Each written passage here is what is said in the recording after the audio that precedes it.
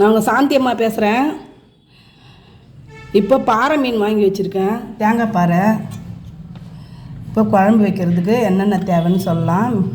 மீன் வாங்கி கட் பண்ணி கழுவி வச்சுட்டேன். சின்ன வெங்காயம், கருவேப்பிலை, தக்காளி 3 தக்காளி அரைச்சி வச்சுருக்கிறேன். தேங்காய் பதை 2 அரைச்சிருக்கிறேன்.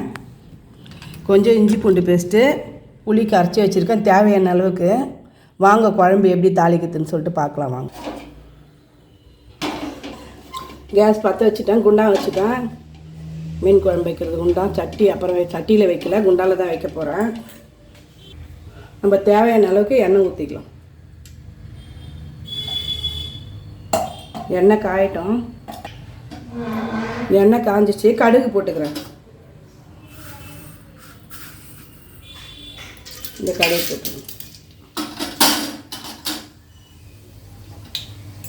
கொஞ்சமாக சீரகம்,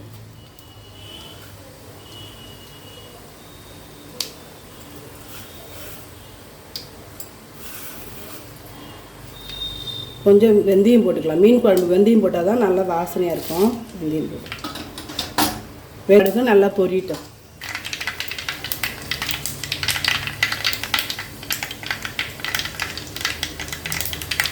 கடுகு பொரிஞ்சிச்சு, வெங்காயம் போட்டுக்கணும்.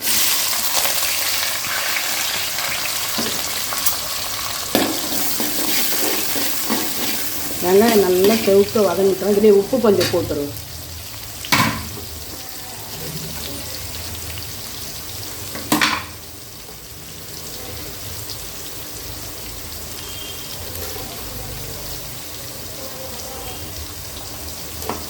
உப்பு போட்டு நல்லா வதக்கிடுவோம்.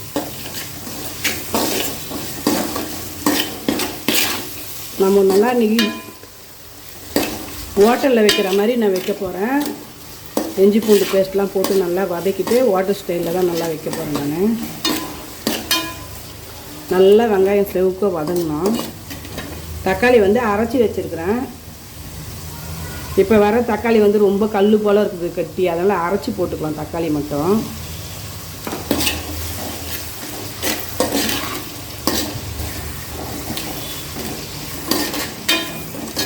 நல்லா வெங்காயம் வதங்கணும்.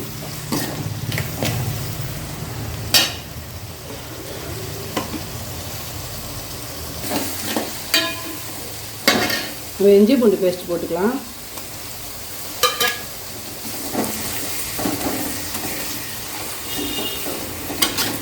நம்ம ஹோட்டலில் வைக்கிற மாதிரியே இருக்கும். இஞ்சி பூண்டு பேஸ்ட் போட்டால் நல்லா வதக்கிடுங்க வெங்காயத்தோட. இந்த பாறை மீன் தேங்காய் பாறைக்கு இந்த இஞ்சி பூண்டு பேஸ்ட்லாம் போட்டு தேங்காய் ஊற்றி வச்சா நல்லா நல்லாயிருக்கும் டேஸ்ட்டு. நல்லா வதங்கிட்டு இஞ்சி பூண்டு பேஸ்ட்டு வதங்கிடுச்சு. நம்ம தக்காளி போட்டுக்கலாம். தக்காளியும் போட்டு நல்லா வதக்கிடும். மஞ்சள்தூள் ஒரு 1/2 டீஸ்பூன் போட்டு நம்ம தக்காளி பச்சை வாசனை போகிற அளவுக்கு வதக்கிடுவோம். நல்லா வதக்கி விடுங்க.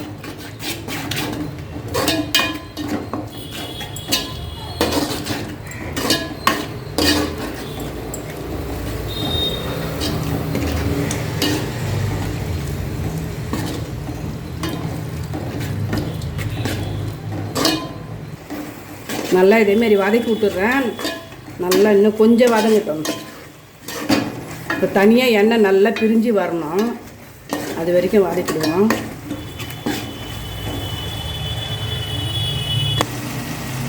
நல்லா வதங்கிடுச்சு. எண்ணெய் நல்லா பறிச்சிங்களா, நல்லா பிரிஞ்சு வந்துச்சு. நம்ம புளி ஊற்றிக்கலாம். நம்ம கரைச்சி வச்சுக்கிற புளியை ஊற்றிக்கலாம். நான் அளவுலாம் சொல்லலை. நம்ம தேவையான அளவுக்கு நமக்கு எவ்வளோ குழம்பு வேணுமோ, எவ்வளோ மீன் இருக்குதோ அதுக்கு தகுந்த அளவுக்கு நம்ம குழம்பு வச்சுக்கலாம். நான் ஒரு 10 பேர் சாப்பிட்ற அளவுக்கு நான் வைக்க போகிறேன். இப்போ புளி தண்ணி கரைச்சி வச்சுருக்கலாம், அதை ஊற்றி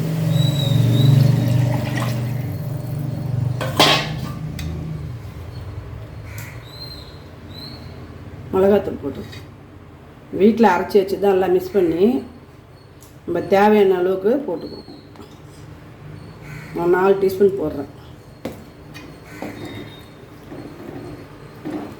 தண்ணி ஊற்றிக்கலாம். கலந்துக்கலாம்.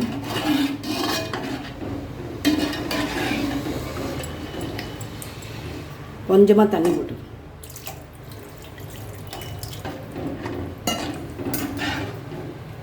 உப்பு காரம் புளிப்பு எப்படி இருக்குன்னு பார்க்குறேன்.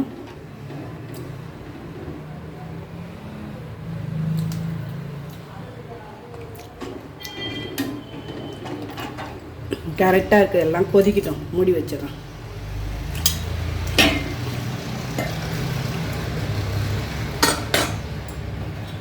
மூடி போட்டு மூடி வச்சிடறேன். ஒரு 10 நிமிஷம், ஒரு 1/4 ஹவர் கொச்சா நல்லாயிருக்கும். நல்லா கொதிக்கிட்டோம்.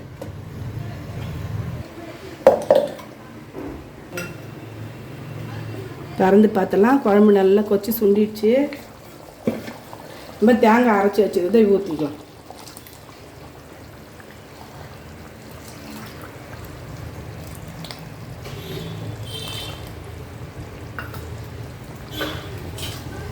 தேங்காய் ஊற்றி கலக்கலாம்.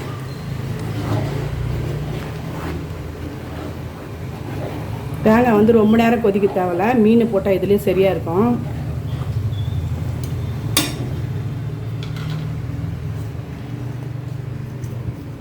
இந்த தேங்காய் பாறை மீன் நல்லாயிருக்கும். குழம்பு வச்சா நல்லாயிருக்கும். இது நம்ம மீனை போட்டுக்கலாம்.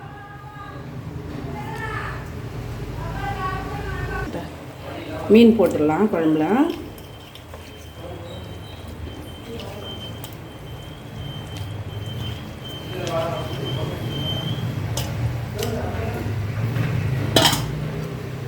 போட்டு நல்லா கலக்கிடணும்.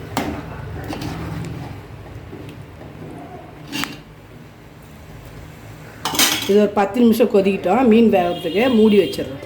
திறந்துடலாம். கொச்சிடுச்சு குழம்பு. சூப்பராக வாசனை கம்முன்னு இருக்குது. ஹோட்டல் குழம்பு மாதிரியே.